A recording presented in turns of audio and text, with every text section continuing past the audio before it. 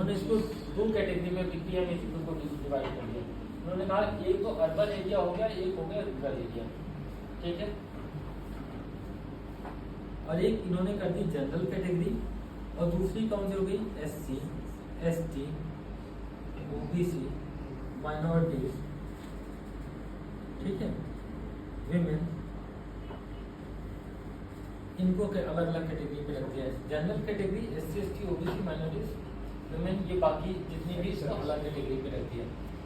अगर कोई urban area पे है और वो जनरल कैटेगरी से, तो उसको सब्सिडी कितनी मिलेगी 15%। कितनी सब्सिडी मिलेगी? और अगर वो अदर देन जनरल कैटेगरी है तो उसको सब्सिडी कितनी मिलेगी 25%। रूरल एरिया पे क्या क्या उन्होंने कहा? रूरल एरिया पे उन्होंने कहा कि अगर जनरल कैटेगरी है तो सब्सिडी कितनी होगी 25%, और अगर वो अदर देन जनरल है तो कितनी होगी 35%। तो प्रोजेक्ट कॉस्ट क्या होगी, जिस पे सब्सिडी कैलकुलेट की जाएगी? प्रोजेक्ट इन्होंने कहा कि इस प्रोजेक्ट को भी उन्होंने दो कैटेगरी में बांटा। प्रोजेक्ट कौन सा हो गया? एक हो गया मैन्युफैक्चरिंग हो गया, दूसरा हो गया सर्विस और बिजनेस। ऐसे लिख लो, बिजनेस की भी दो कैटेगरी हो गई, एक हो गया मैन्युफैक्चरिंग और दूसरा हो गया बिजनेस और विद सर्विस। मैन्युफैक्चरिंग है तो मैन्युफैक्चरिंग के केस में 50 लाख होगी, और बिजनेस और सर्विस के केस में कितनी हो जाएगी ये प्रोजेक्ट कॉस्ट 30 लाख रुपए हो जाएगी। मैक्सिमम प्रोजेक्ट कॉस्ट क्या होगी जिस पे गवर्नमेंट आपकी सब्सिडी देगी? आप 60 लाख का प्रोजेक्ट बना लो, 70 का बना लो, गवर्नमेंट आपको सब्सिडी कितने में देने वाली है 50। अगर आप नया बिजनेस स्टार्ट कर रहे हो तो आप ऐसे समझो कि पहले तो दो कैटेगरी होगी कि वो है क्या, मैन्युफैक्चरिंग है या सर्विस है या बिजनेस है। अगर मैन्युफैक्चरिंग है तो कितनी होगी project cost 50 lakh maximum project cost. Service के केस में 20 लाख। और सब्सिडी के लिए वो रूरल है या अर्बन, पहले ये डिसाइड कर लो। अगर रूरल एरिया है तो वहाँ सब्सिडी कितनी होगी? जनरल कैटेगरी है तो 25%, अदर देन जनरल है तो, और अर्बन एरिया पे क्या है 15%, 25%, ठीक है। सब्सिडी समझ में आ गया, पीएमईजी का ऑब्जेक्टिव समझ में आ गया, बिजनेस का क्राइटेरिया समझ में आ गया। सब्सिडी ये किसके थ्रू होती है, रूट होती है? तो मैंने बताया था KVIC, khadi village industrial commission, khadi village industrial board, DRC district industrial centre, coil board, ठीक है। इन चार के थ्रू ये सब्सिडी रिलीज की जाती है। या जो इम्प्लीमेंटिंग एजेंसी है यहाँ SNA कौन होगा इसके लिए?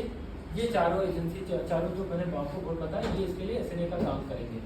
और सब्सिडी कैसे मिलेगी? इसकी सब्सिडी होगी बैक एंडेड सब्सिडी होगी, और वो शॉर्ट मिलेगी, एक बार में पूरी पूरी सब्सिडी मिलेगी। लॉकिंग पीरियड क्या होगा सब्सिडी का? 3 इयर्स का लॉकिंग पीरियड होगा। यहाँ तक बात समझ में आ गई? सर एक कोई आपके पास महिला आती है और उसका गांव में कोई काम चालू करना चाहती है, आप उसे क्या बताओगे, कितनी सब्सिडी बताओगे और कैसे आप उसको वो करोगे? और सब्सिडी का पैटर्न क्या होगा? एक महिला के लिए क्या सब्सिडी होगी? गाँव के लिए महिलाओं को क्या जनरल कैटेगरी से अलग रखा गया है? अगर कोई जनरल कैटेगरी की महिला है तो क्या वो जनरल कैटेगरी में कंसीडर की जाएगी या मतलब क्या उसको अलग ही उन्होंने अदर देन जनरल रखा हुआ है, उसको अलग ही कैटेगरी है? कोई भी जनरल में केवल जनरल, उसके अलावा SC, ST, OBC, minorities, women या कोई हैंडीकैप है या कुछ भी है ऐसा, तो वो सारे के सारे इसके आ जाएंगे। अच्छा ठीक, ये तो हो गया कि नए केस के केस में। अब कोई अपनी यूनिट अपडेट करना चाहता है, मैंने एक लोन लिया था, मैंने लोन का पूरा रिपेमेंट प्रॉपर किया, अब मैं उसे अपडेट करना चाहता हूँ। अब मुझे बताओ कि सब्सिडी कितनी मिलेगी और प्रोजेक्ट कॉस्ट क्या होगी? मैन्युफैक्चरिंग की कितनी होगी और सब्सिडी कितनी मिलेगी? 35%, 25%, कितनी? 15%, 15%। अपग्रेड करने के केस में कितनी होगी सब्सिडी? 15%, ठीक है। अपग्रेड करने के केस में क्या होगी सर सब्सिडी? 15% होगी। अगर एक बार उसने पीएमईजीपी लिया है और उसके बाद दूसरी बार वो लोन लेने आता है तो आप सब्सिडी का कितना वो करोगे? उसके लिए क्या पैटर्न होगा? 15% सब्सिडी का पैटर्न, 15% सब्सिडी मिलेगी। पीएमईजीपी भी कहाँ चल रही है, किस किस स्टेट में चल रही है? आपके यहाँ चल रही है? आप कहाँ से हो मैडम? सॉरी, लखनऊ, यूपी बोलते हैं। तो वहाँ का क्या है, वहाँ चल रही पीएमईजीपी। मैडम बोले मैं शहर में नहीं आपके यहाँ चल रही है, ठीक है। तो पीएमईजीपी एक अच्छी स्कीम है। तो सर ध्यान देने वाली बात यह है कि पीएमईजीपी में ही सबसे ज़्यादा झूल झाल होता है।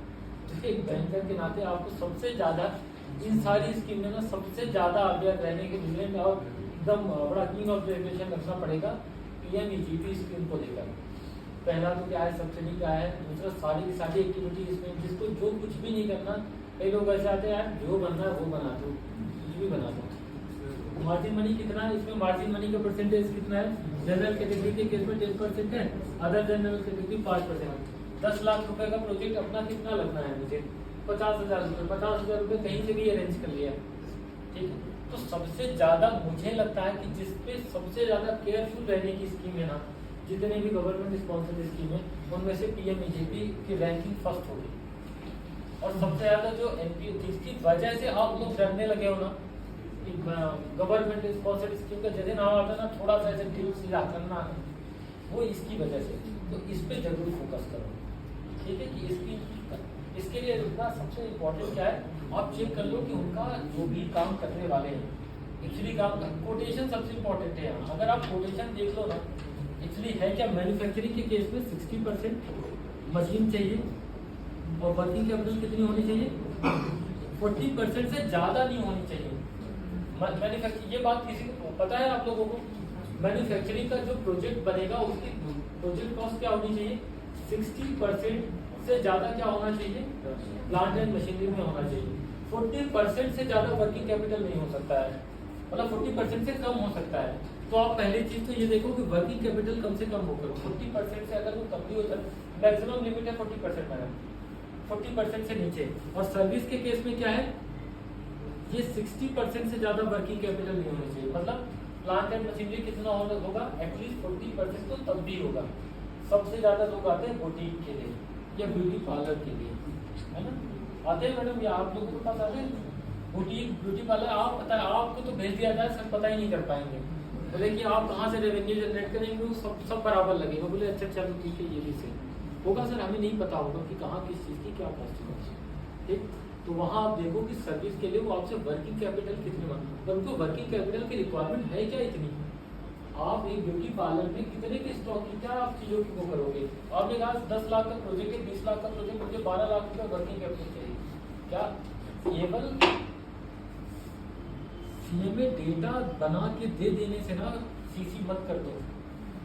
मुझे तो सबसे बड़ा जो वो लगता है ना, वो सीएमए डेटा लगता है। आपने कहा सीसी चाहिए, तो बोले सीएमए डेटा लेकर आता हूँ, और सीएमए डेटा में एमपीबीएफ निकाल के मैक्सिमम परमिशन बैंक करा पूरा 12 लाख।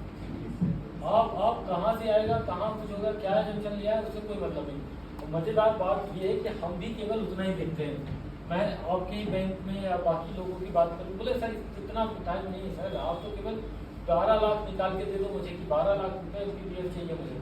वो नहीं जानना चाहते कि ये कहाँ से आया है, इसका maximum permission bank finance 12 lakh रुपए है भी या नहीं। फिगर्स है, आप टर्नओवर बढ़ाने का बोलो कुछ भी। इस साल का टर्नओवर किसी का 60 लाख रुपए है, अगले साल का टर्नओवर 2 करोड़ रुपए, कहाँ से होगा। उन्होंने बोला वो 40 लाख की एक मशीन खरीदने वाले हैं, तो इतना हो जाएगा। क्या एक्चुअली ऐसा हो सकता है, किसी का टर्नओवर 10 गुना बढ़ सकता है, ऐसा कौन सा बिजनेस है। तो छोड़ दो नौकरी, वही बिजनेस चालू कर देते हैं।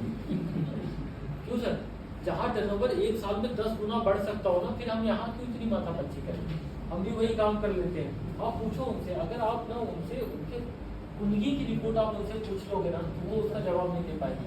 और जब वो खुद कन्विंस नहीं तो आप कैसे हो जाते हो। और सबसे ज्यादा बड़ी गलती ना मेरे हिसाब से आप लोग इस पे करते हो।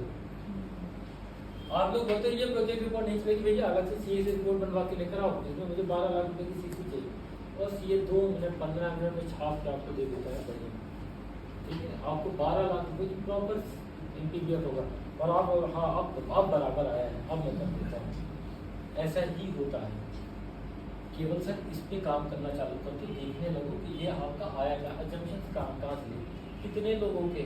बोले साहब इतनी महिलाएं हैं भी उस मोहल्ले में जो पार्लर पे आएंगी, कितनों का बुल्ला से पकड़ के आ रहे हैं, नहीं चाची आओ तुम्हारा कर देते हैं। ऐसे तो नहीं हो रहा है ना, पॉसिबल है क्या मैडम, है ऐसा पॉसिबल? आप पता करें।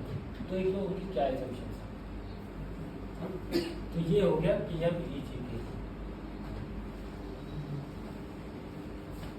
बोर तो नहीं हो रहे आप? देखो ऐसा, हालांकि अभी चेहरे से नहीं लग रहा है, इसलिए मैं और आगे बढ़ता हूँ। अगली स्कीम होगी AIF, एग्रीकल्चर इंफ्रास्ट्रक्चर फंड।